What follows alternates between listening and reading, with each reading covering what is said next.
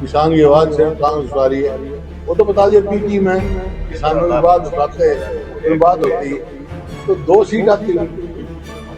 किसी के कहने से धुलता है बाप तो लोग धुलेंगे। 10 साल से 12 साल से सरकार उनकी है, फिर क्यों नहीं मेरे को पकड़ा? ईशानी दिल्ली हम मानवता करते बात।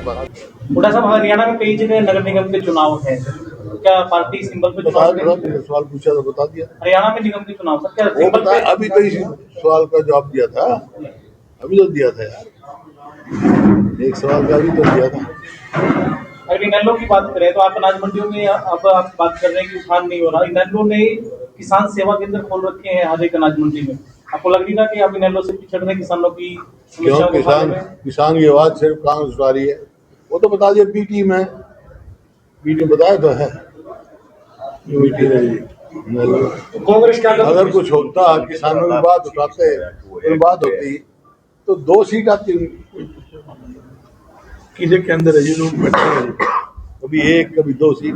सर वो आपका नाम लेते हैं बी टीम, आप उनका लेते हो, सी में तो नहीं है क्या? बी टीम में वो आपका नाम ले देते हैं, आप उनका ले देते हो। ये प्रत्यक्ष प्रमाणित जरूरत नहीं होती भाई।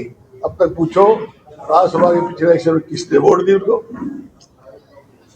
और पहले जेजेपी की सरकार किसने बनवाई? बीजेपी। अभी भी इसमें कोई गुंजाइश है क्या? वो कहते हैं साहब दाग धुल गए, इस बार हमने वोट ही नहीं दिया है? इस बार वोट नहीं दिया, वो दाग धुल गया। कौन सा? जल्दी कहती है किसी के कहने से धुलता है पाप तो लोग धुलेंगे, लोग धोएंगे।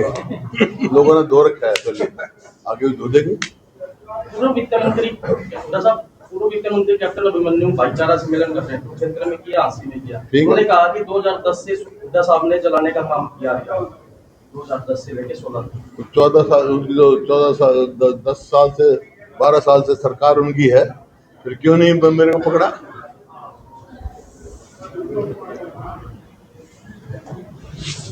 जो खुद जिम्मेवार होते हैं ना, वो दूसरों को देते हैं लोग। वो ईशानी दिल्ली हम मानवता करती है बात नहीं।